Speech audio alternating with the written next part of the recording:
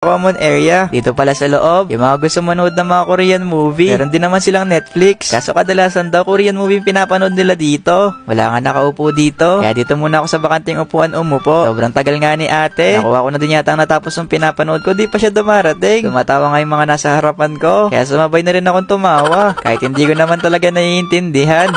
Nakuha ko na din yata lahat ng anggulo sa panunood. Di pa din dumarating si ate. Nang matapos na nga yung pinapanood ko, ay pinapanood pa na namin. Eto na si ate, nakita ko na sa labas. Naabutat ko nga siya palakad-lakad. Parang siya yung may-ari dito sa loob ng sauna. Chot! Pagkatapos nga namin makapag-order ni ate, umakyat nga kami sa taas para dito na lang kumain. Pagdating nga namin sa taas ni ate, naabutan pa namin si kuya nililinis yung mga natirang kalat. Sabi nga ni ate sa akin, picturean ko daw siya. Ayaw nga daw niya yung background sa likod. Kaya lilipat na lang daw kami sa baba. Kasi parang mas maganda daw yung background doon.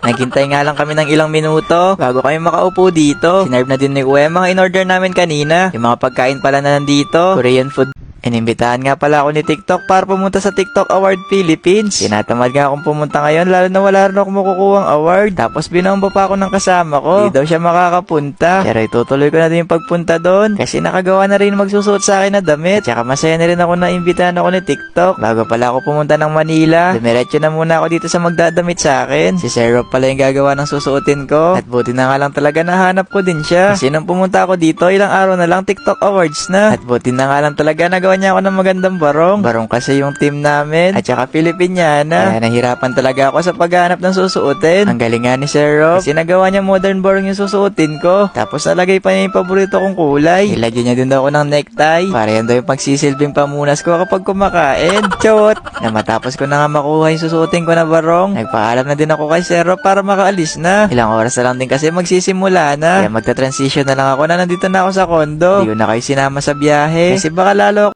Okay, okay, okay. Okay,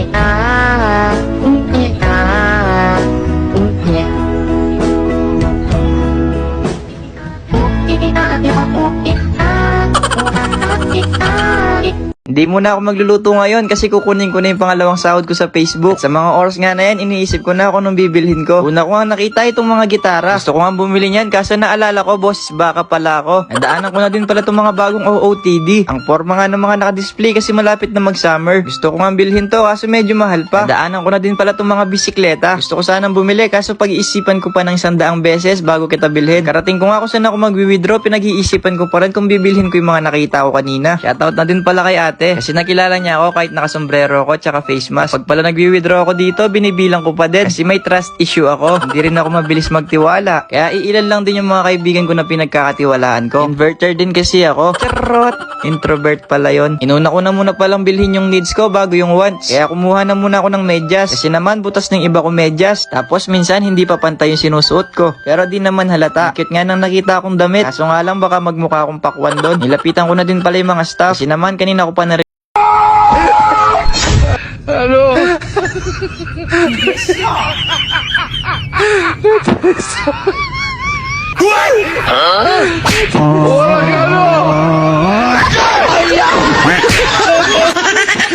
Ayaw, di ma.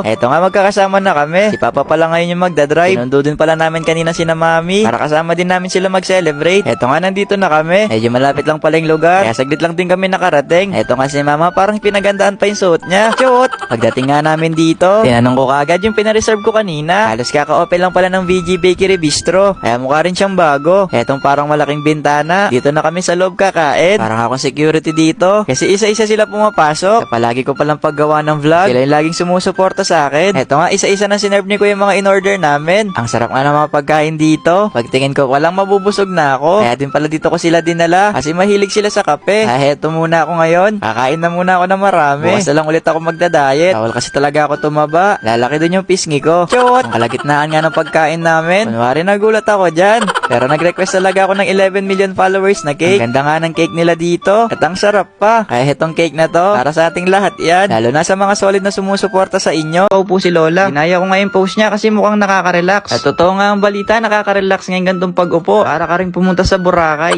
Char! Habang naghihintay nga ako dito, nilabas na yung washing machine na gusto namin. Sigurado ako matutuwa yun si Mama. Kasi naman may bago siyang washing machine. Hindi na rin siya magkukusot. Nasira na kasi yung binigay ni ate na washing machine sa kanya. Nasa 4 years na din kasi yon, kaya nasira na. Ginamit ko na lang din pala yung card ko dito. Kasi nagkulang yung withdraw ko kanina. Nagulat pa nga ako dito. Kala ko may 2 tao sa loob. Tinawagan ko na din pala yung kuya ko. Kasi nag-commute lang kami kanina. Para maiuwi na namin tong washing machine ni mama. Natutuwa pa nga ako dyan. Kasi pinapanood daw nila kuya yung mga vlog ko. Kaya sana ma-shoutout ko daw sila sa vlog. Pagka-uwi ko nga, tuwang-tuwa si mama. Hindi na daw siya mahihirapan maglaba. Gusto nga daw niya umiyak kaso walang lumalabas na luha. Charot! Sabi ko nga sa kanya, i-unbox na natin tong washing machine para makita na niya kung gaano kaganda yung binili ko sa kanya. Ang daming ang drama ni mama dyan. Parang nanood ka rin ng drama-rama sa hapon kung pakikinggan nyo lang. Pero syempre, masaya pa din naman ako kahit hindi ko nabili yung gusto kong sapatos kanina.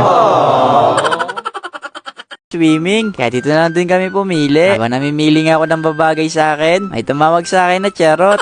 Kumuha pala ako ng rash guard na pwedeng pagpilian. Itong unang sukat ko. Okay sana siya kaso wala na silang mas malaking size. Sunod nga hetong color block. Nagsukat ulit ako. Kasi halos color block na yung mga nasusuot kong rash guard. Hetong huli nga. Ang cute ng tatak sa likod ng short. Heto na lang din yung pinili ko. Sunod nga magsukat si ate naman. Hindi na pala kami nagpalit. Yung mga suit namin kaninang damit. Hindi na lang din yung pinabalot namin. Kailangan mabalot yung mga damit namin. Kasi wala na kami susuotin pa uwi. Heto na pala kanina yung napili ni ate sa merchandise. Pumunta na nga kami sa room ni ate. Para maiwan na yung paper bag at baka pag-swimming na. Paglabas ko nga sa room, na pa daw nila ako hinihintay. Para nga kami nag-get together dito. Charot! Nauna na pala yung mga pinsan namin. Puntahan na lang daw namin sila dun sa malaking imbudo. Yung sa taas pala na nakikita nyo, ayun yung sasakyan namin ngayon. Naglaro pa nga kami ng maiba-taya. Kasi yung maiiba dito, siya yung maiiwan. Ngayon kasi kami nandito. Kailangan taga-4 lang yung sasakay. Nang naiwan na nga yung isa, Pogi, sige na.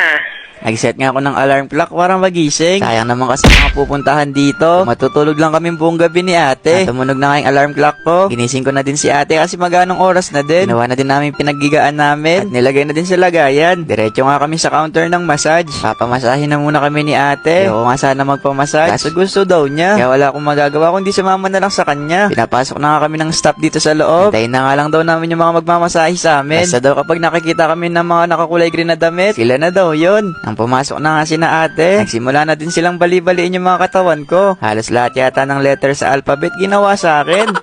Hulaan nyo na lang talaga ako nung letter na ginagawa sa akin dyan ni ate. Ang dami ko nga daw lamig. Sabi ko naman sa kanya kasi umuulan nung isang araw. Lalo na baha pa sa bahay namin. Kaya lalamigin talaga ako. Chawot! Na matapos nga kami mamasahe, pinainom kami ng tiyan ni ate. At diretso naman kami ngayon sa karaoke bar. Na-reserve na namin to ni ate bago kami matulog kanina. Ang ganda nga post ko. At share na din. Ayun si mama. Sobrang miss ka na din niya. At yung nag-iisang prinsesa natin, miss ka na din daw niya. Pero ako nang bahala sa mga manliligaw niyan. Kasi isa rin siya sa protective kay ate. Kaya kami nang bahala. O sige na. Baka sabihin niyo madrama ako. May nakita nga si ate na nagtitinda ng balot. Kaya nilapitan namin para makabili. 2 nga lang binili ko. Kasi ayaw daw ni mama ng balot. Kain na muna kami ng balot ni ate. Habang hinihintay si papa tsaka yung mga kuya ko. Uwi kasi sila ng bahay kasi may kukunin. Pinagumpog ko na nga lang yung 2 balot. Para makain ko na. Isang kain na nga lang tong balot sa akin. Gusto ko pa sana ng isa. Kaso para kay ate daw yun. Pagtapos nga namin kumain ng balot, dumating na yung mga kuya ko. Ito daw yung dinala niya. Rice cooker na kalahati na lang yung kanin. Ang sarap nga kumain dito. Sobrang presko ng hangin. Tapos kasama pa namin si kuya. Na medyo gumagabi na nga. Nagsindi rin ako ng katol. Kasi dumadami na yung lamok. At sinabay na din ni mama yung pagpipray kay kuya. Malapit na nga magsara tong memorial garden. Kaya nagligpit na din kami para makauwi na. Pero bago nga kami umuwi, sabi ko mag 0.5 muna kami. Kasi wala pa kami picture. Ayun lang.